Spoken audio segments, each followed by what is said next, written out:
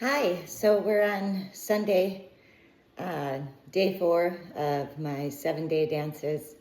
And yesterday I really did it up. I made it to Heritage Square and some of my other favorite places.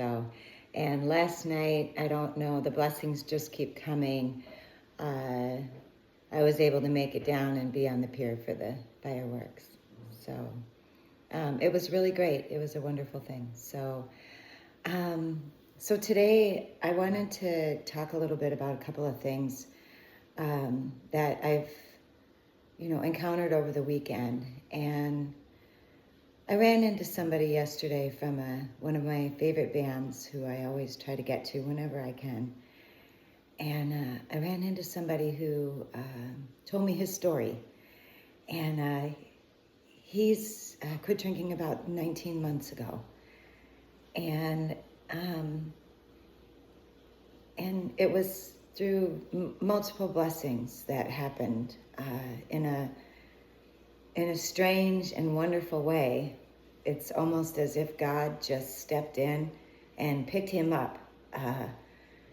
He was sick, and it just by the grace of God, it made him not drink for a couple of days, and then other people came into his life, and he ended up being baptized. And I loved to hear his story. And I think it's wonderful. And it does remind us that, we have to ask. We have to ask when we feel like we are somewhere in our lives where we need support. We have to be able to give up that control. And for me, like Sal's story, that was God. And, it's incredible what happens in your life when you accept help.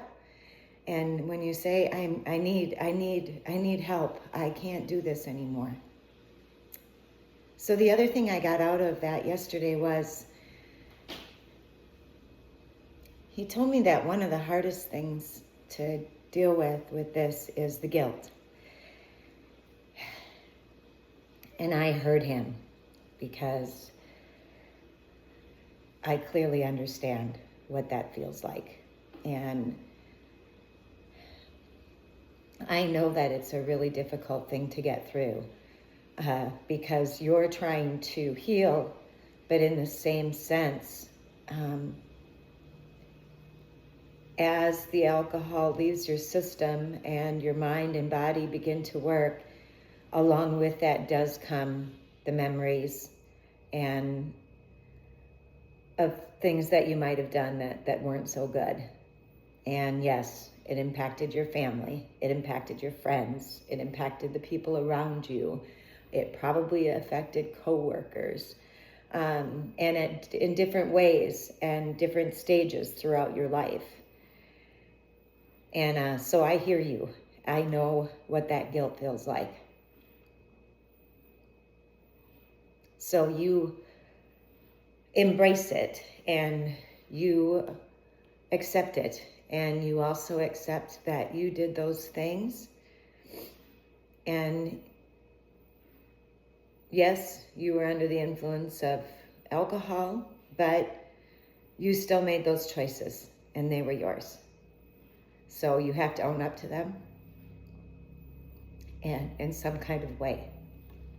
But the burden is so heavy, and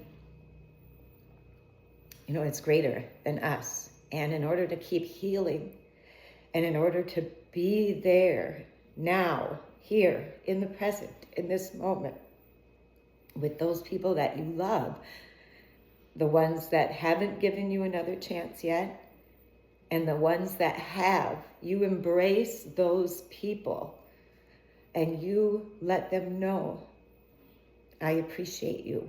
I appreciate that you're my friend. I appreciate that you're here for me.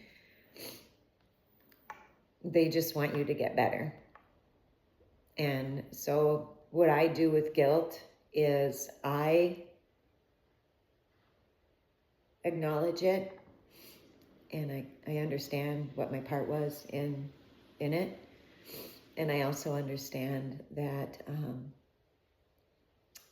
it'll always be there. But it's such a great and heavy burden that you have to every day ask God in your prayers and in your journeys, not for those people to forgive you, but for Him to hold that burden for you so you can move forward and keep getting better. And it's kind of one of those things in the journey that we all learn at different times, in different places, and in different spaces. And I learned that, people love me a lot. They just want me to get better. Even if some of them were impacted in some kind of way, we don't want to carry that with us. So that's what I got out of that. And today is day 4. So today is called the work dance, basically, because I'm working today. But I've been blessed once again in all kinds of ways over the weekend. Nothing but love and goodness has been showered on me. And I feel so blessed. I can't tell you how wonderful this has been to just really get out there and get those feet on the ground and dance and meet people who, embrace you. And I'm just really lucky and very fortunate. And that's how I'm going to close out today. So that's great. I'll see you in a while when I'm ready to talk again. Okay, bye.